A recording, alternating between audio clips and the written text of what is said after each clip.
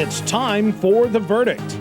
The Verdict is a lively discussion of current events and legal issues pertinent to Oklahomans. The Verdict is hosted by Kent Myers and Mick Cornett. The Verdict is brought to you in part by Betcher, Martin, Jean, and Jackson, when hurt people need help. Betcher, Martin, Jean, and Jackson in Ponca City. It's time for The Verdict. And welcome to The Verdict. I'm Mick Cornett. Kent Myers, my co-host. Kent is one of Oklahoma's top legal experts, and we host this show every Sunday at this time. Every Sunday, particularly when you're in town. and we're glad you're in town more often than you're not. We're going to continue today, Mick, meeting the Senate candidates. We have so far met Tom Coburn and Brad Carson. Today we're going to meet Mayor Kirk Humphreys, former mayor of Oklahoma City, and a Republican candidate for the United States Senate position. Mick, all I know about this is what I read, but from all I can tell, as this race goes along for the United States Senate position to fill the vacancy left by Don Nichols' retirement, the interest in it nationally is growing. There apparently is going to be a close number split between Republicans and Democrats in the United States Senate, and Oklahoma is considered one of the pivotal races. And we're really pleased that we're going to be able to bring to our viewers all of the major candidates who have filed papers and are serious about campaigning and running, so that you can have a really good opportunity to evaluate these people. And today we're pleased to have back again with us Kirk Humphreys, who's been with us a number of times. Kirk Humphreys, candidate for the United States Senate. Next on The Verdict.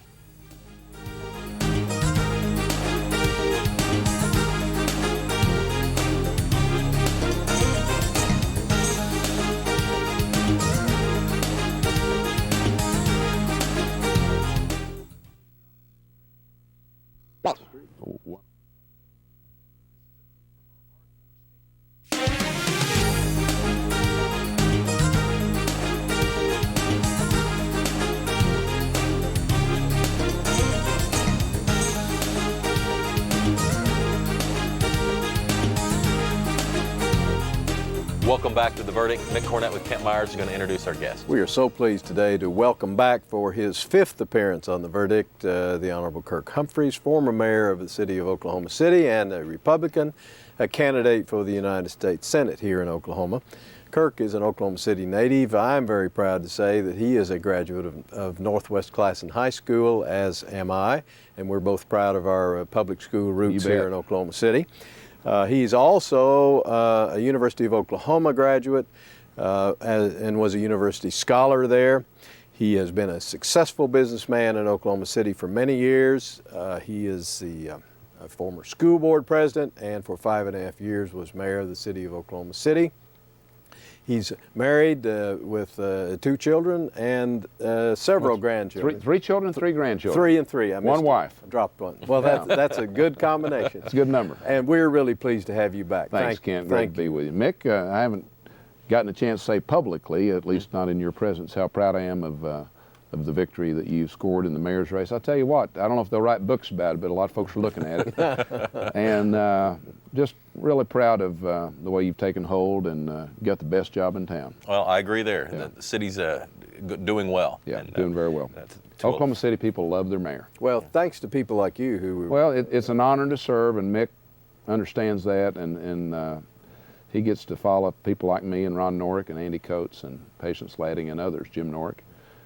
It's a real privilege to be in that job, and I loved every day of it, and I'm sure Mick will too. Well, compare that life to life as a Senate candidate. How's your day differ? I'll tell you what, the interesting thing, it's similar in that you get to meet a lot of great Oklahomans all over the state. And, last night I was at a hamburger cookout in Burlington, Oklahoma, out in northwest Oklahoma. We saw the farm where my wife lived as a little girl and where she was born. And so great people. That's the great thing about what we do, is we get to meet Oklahomans and regular day-to-day Oklahomans. It's really a privilege. I'd say this is not as intense as the mayor's job, time-wise, but it's longer. Average day for me is 12 to 15 hours, and it's 6 days a week every week. So I haven't played golf since last July. So I'm going to let you guys take care of the golf tournaments this next year. Long hours, but very rewarding. Kirk, I was taken by some of the things on your website, one of which was that you labeled as the highest priority you see for a senator to contribute to the protection of our citizens. And I suppose that has a domestic or local aspect to it and an international aspect. Well, you know, really the first function of government is to protect and defend our citizens. We want to talk about the economy, and we will, and we want to talk about important issues like health care. But unless we're safe and secure here at home, all that won't happen and would be purely secondary. And we found that out on 9/11 when we were just kind of rocking along, minding our own business, and suddenly terrorists fly airplanes into buildings and kill 3,000 Americans. And so that's the highest priority of government. I'll tell you what, I'm proud of our president. I'm proud of our troops that have put their lives and are putting their lives on the line to protect and defend us. And we're at war. You know, the Cold War lasted 40 years. And this war on terror it's not just Iraq. It's not just Afghanistan. It's a war on terror that we didn't start, but folks brought the fight to us. And we have no choice but to take away their ability to attack us. So I think that needs to be our highest priority. Kind of following up on that and combining the two thoughts of the economy and the protection, we have some very important military bases here in Oklahoma. And I know the U.S. Senate sometimes has a lot to say about whether they stay open or not. How do you see our bases? we have another BRAC round, base realignment and closure round, that's underway. Oklahoma is well positioned. Do we have anything to worry about? Sure we do. But people say, well, we've never lost a base during the previous 4 BRAC rounds. Does that mean our number's coming up? I don't think so. I think there are good reasons we didn't lose base. We have, number one, very strategically placed bases with important missions. Tinker's one of 3 repair depots in the Air Force. Very productive workforce. We have very supportive communities. You know, there's some towns around the country don't want an Air Force base or an Army post. I can't imagine that, but there's some that don't.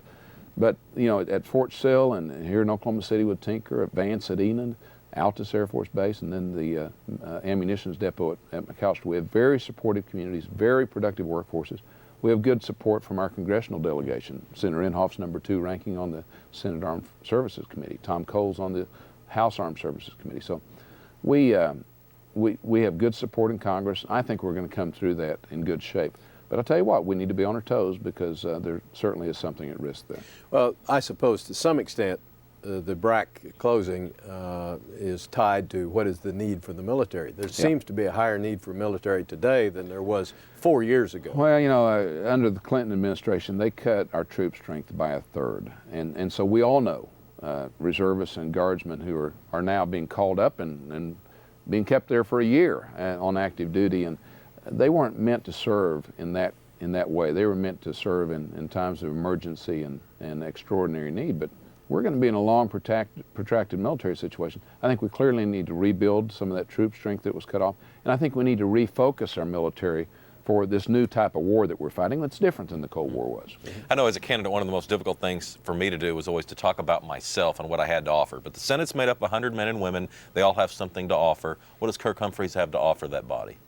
Well, I appreciate that question. As you look at our Republican primary, you really have some good conservatives in this race. And a lot of times we like each other so much and we really think highly of each other that people say, well, what's the difference? And you know, one of my mottos is going to be, I'm the conservative who gets results. You look at what's happened in Oklahoma City, and I can't take full credit for it. I deserve some credit for it.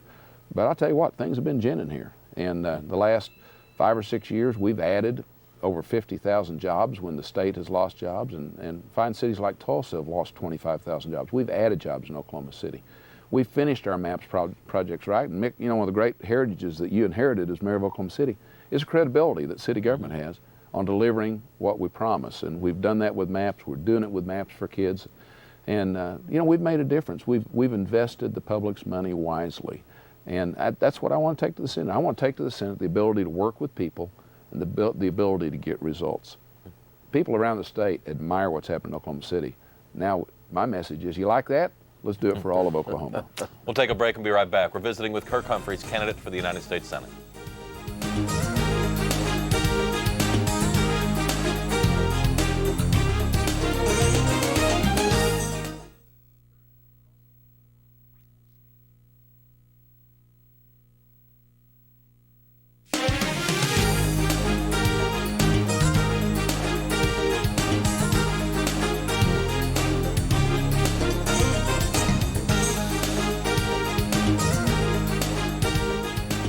And welcome back to The Verdict. Mick Cornett with Kent Myers. Our guest this week is United States Senate candidate Kirk Humphreys.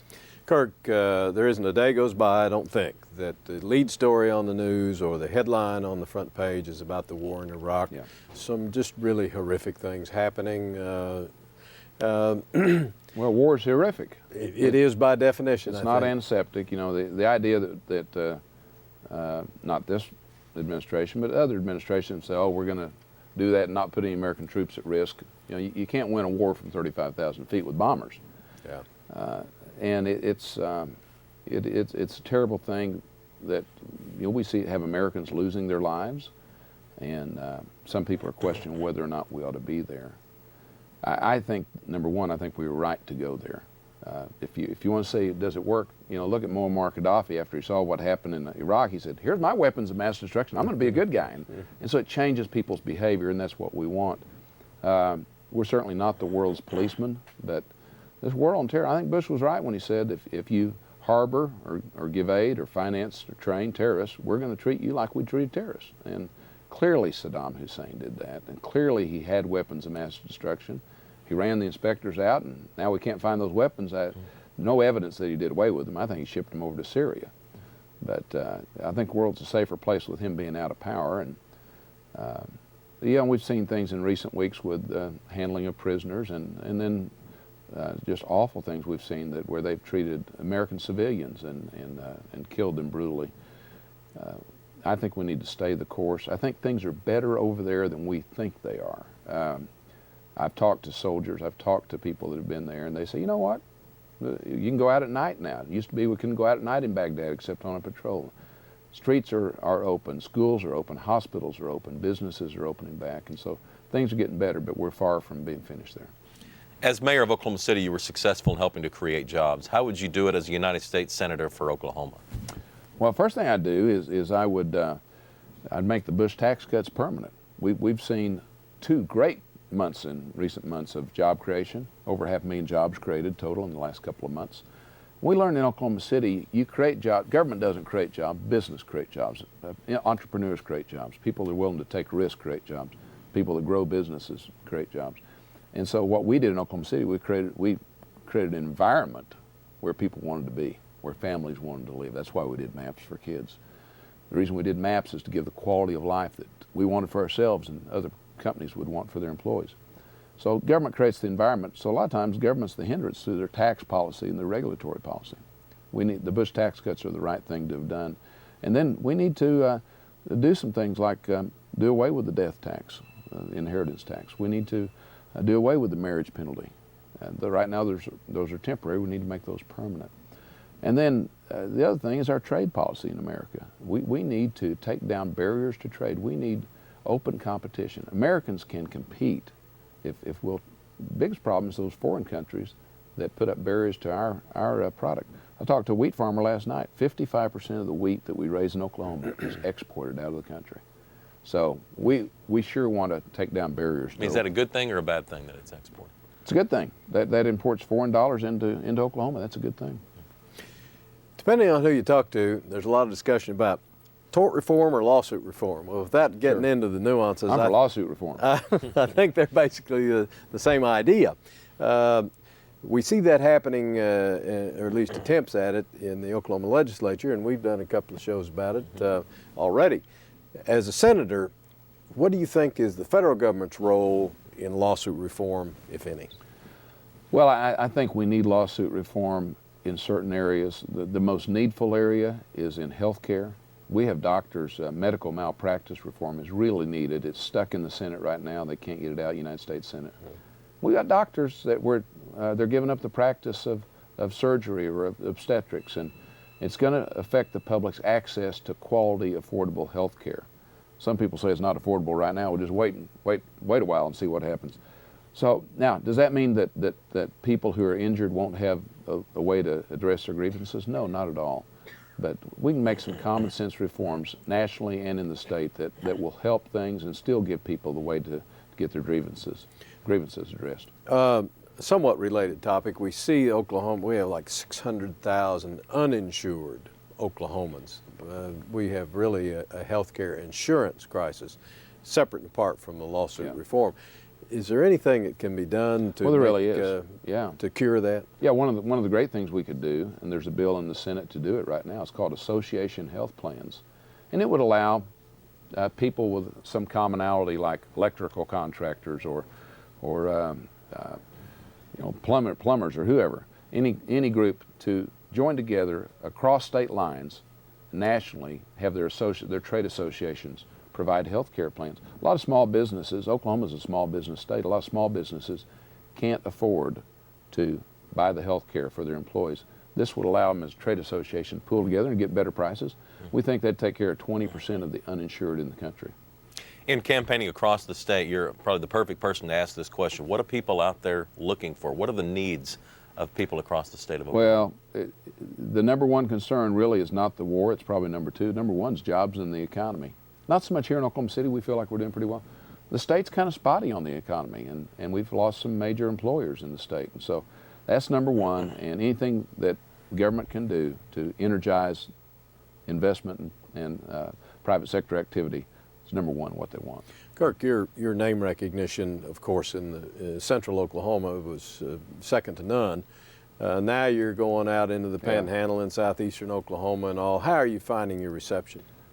I'm being received very well. You know, I'm known where Oklahoma City media covers. Yes. I'm not known very well at all, really, in eastern Oklahoma, the Tulsa media market. We've got to cure that, and you cure that with a lot of hard work, volunteers, and a lot of meetings, and with a lot of media. And so I'm sure the television and newspaper people love to hear that. We got about 2 minutes left. We try to give each of our candidates an opportunity to just really look at the voters and tell them what they think. Your unobstructed opportunity to speak with the voters one-on-one. I appreciate that. You know, what I would say about this race is about once every generation we have a race coming along in Oklahoma that defines the next generation. I think this race is that. We have an open Senate seat. Don Nichols has served us well for years. And this race could well decide the balance in the United States Senate between conservative thought and those who want big government. We have a tough Republican primary with some honorable candidates, and we believe the same things. We think like you would, and we're going to vote like you would. But the question is, who can get results in the United States Senate? We've done that here in Oklahoma City under my leadership, and I want to do the same thing for the state of Oklahoma that we've done here in Oklahoma City. Pull people together, and let's get good things done for Oklahoma. Sure would appreciate your support in this election. The primary is July 27th. We've got about a minute left. Anything else that comes to the top of your mind? Well, you know, what I'd tell folks is Mick, get involved. This primary is tough. Tom Coburn from Muskogee is a good man. Bob Anthony has a long track record here in Oklahoma City. I think I'm a good candidate. So I'd say get involved, pick a side. And the Democrat in the race says he's a conservative. I think his voting record doesn't indicate that. We'll be talking about that when we get over to the general election. But I'd say get involved in the race, volunteer, and go on the websites and see what the issues are. It's very important what we decide, and it could affect not just Oklahoma, but the entire country. Date of the election is? July 27th for the primary. All right. Kirk Humphreys, candidate for the United States Senate. Kent and I'll be right back with the final word after this.